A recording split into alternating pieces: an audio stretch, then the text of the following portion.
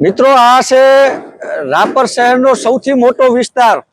સૌથી વધારે સંખ્યા કોઈ વિસ્તારમાં હોય તો આ વિસ્તારમાં સંખ્યા છે। સૌથી મોટો કોઈ વોર્ડ કહેવાતો હોય રાપરનો તો આ વોર્ડ છે। આ છે ગેલીવાડી વિસ્તાર અને આ છે ગેલીવાડી વિસ્તારની મુખ્ય શેરી। ગેલીવાડીમાં ટોટલ 7 શેરીઓ આવેલી છે અને અહીંયાથી તમને દેખાય છે આ બધી શેરીઓ અને આ મુખ્ય શેરી। વરસાદ બંધ થઈ ગયો અને આજે 2 દિવસ થવા આવ્યા છે અને આ વિસ્તાર એવો છે કે ઉનાળામાં આ વિસ્તારને પાણી પૂરતું નથી મળતું। નગરપાલિકાને રાવ દેવા જઈએ ત્યારે એવી વાત કરવામાં આવે છે કે ગેલીવાડી ઊંચાણમાં છે એટલે ત્યાં પાણી ચડતું નથી અને ચોમાસામાં પાણી ભરાય ત્યારે નગરપાલિકા એવો તર્ક આપે છે કે ગેલીવાડી વિસ્તાર નીચાણમાં છે એટલે પાણી ભરાય છે। પણ ખરેખર આવા એન્જિનિયરો મહાન નગરપાલિકા કને છે જે આવા તારણ કાઢે છે આ ક્યાંથી ભણ્યા છે અને ક્યાંથી અમને ડિગ્રી લીધી છે એ હજી ખબર પડી નથી।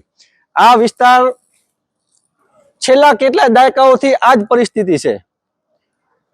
અહીંયા ઉભરાતી ગટરોની સમસ્યા હોય, અહીંયા રખડતા ઢોરોના કારણે ગેલીવાડી વિસ્તારના 3 થી 4 લોકોએ પોતાના જીવ ગુમાવ્યા છે। એટલે આ તમામ સમસ્યા હોય ગેલીવાડી પહેલેથી જ આ તમામ સમસ્યાઓને લઈને એડજસ્ટ કરીને જીવવા વાળો વિસ્તાર ગેલીવાડી છે। એક નહીં ના બીજી શેરી તમે જાશો એટલે નગરપાલિકાના ઉપપ્રમુખનું ઘર છે। માનનીય બબીબેન સોલંકીજી નગરપાલિકાના ઉપપ્રમુખ છે, એનું આ એક શેરી મૂકીને બીજી શેરીમાં જ એમનું ઘર છે। એટલે નગરપાલિકાના ઉપપ્રમુખ પણ આ સમસ્યાથી પીડિત છે।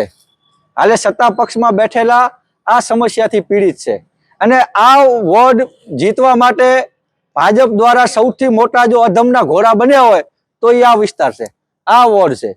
એમને આ વોર્ડ જીતવો તો જીતી ગયા અને જીતવા પછી લોકોના કામ કરવા જોઈએ એ કામ થતા નથી। આ ગેલીવાડી વિસ્તાર એવો વિસ્તાર છે કે અહીંયા લગભગ રાપરમાં અલગ અલગ રાજ્યોના લોકો જ્યાંથી બારથી આવે છે એ લોકો પણ આ વિસ્તારમાં જ વસે છે। જે મૂળ રાપરના રહેવાસીઓ છે એ મોસ્ટ ઓફ આ વિસ્તારમાં રહે છે।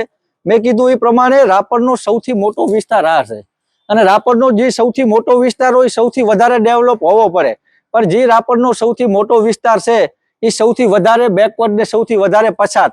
અહીંયા કોઈ પણ પ્રકારની મૌલિક સુવિધાઓ મળતી નથી। આ વિસ્તારમાં હું આજે એટલા માટે આવ્યો છું કે આગળની શેરીઓમાંથી પણ ઘણી બધી મેં કીધું કે જ્યાં નગરપાલિકાના ઉપપ્રમુખ રહે છે એ શેરીઓમાંથી મને ફોન કરીને મને રૂબરૂ મળીને રજૂઆત કરી છે કે અશોકભાઈ અમારી શેરીઓમાં આવી તકલીફો છે, આનું કંઈક કરો, આનો કંઈક નિકાલ લાવો।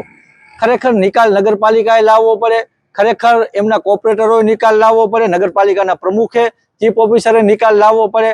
પણ આ લોકો વિરોધ પક્ષમાં બેઠેલા એક હારેલા ઉમેદવાર કને આવી અપેક્ષા રાખે છે તો એનું સીધું કારણ એ જ છે કે જીતેલા કને આ જઈને થાકી ગયા છે। ખાલી આશ્વાસન જ મળ્યા છે, ખાલી કાગળો ઉપર કામ થયા છે, ખાલી મોટા મોટા કરોડોના આંકડા ગણાયા છે, પણ જે કામ થવું જોતું હતું એ કામ થયું નથી। ચોમાસામાં તો આ વિસ્તારના લોકોએ આ રસ્તો પાર કરીને બારો નીકળવો એટલે એવું સમજવાનું કે કોઈ ઓલિમ્પિકની ગેમ જીતીને અહીંયાથી આવ્યા હોય એવી પરિસ્થિતિ સર્જાય છે। વરસાદ બંધ થઈ ગયો, પાણી બધું ગામમાંથી નીકળી ગયું, પાણી ઢોળાણમાં જતું રહ્યું, નદી નાળામાંથી વહી ગયું। એના 2 દિવસ પછી પણ આવી ગંદકી આ વિસ્તારમાં રહેતી હોય તો તમે આંકલન મારી શકો કે જ્યારે વરસાદ ચાલુ હોતો હશે ત્યારે આ વિસ્તારની કેવી પરિસ્થિતિ હોતી હશે। હજી આગળ અંદર જઈને પણ હું તમને આ વિસ્તારની પરિસ્થિતિ બતાડીશ કે આ વિસ્તારમાં આના સિવાય કેટલી બધી એવી સમસ્યાઓ છે કે જેની કોઈ સીમા નથી। નગરપાલિકા કને આ વિસ્તાર માટે ટાઈમ નથી।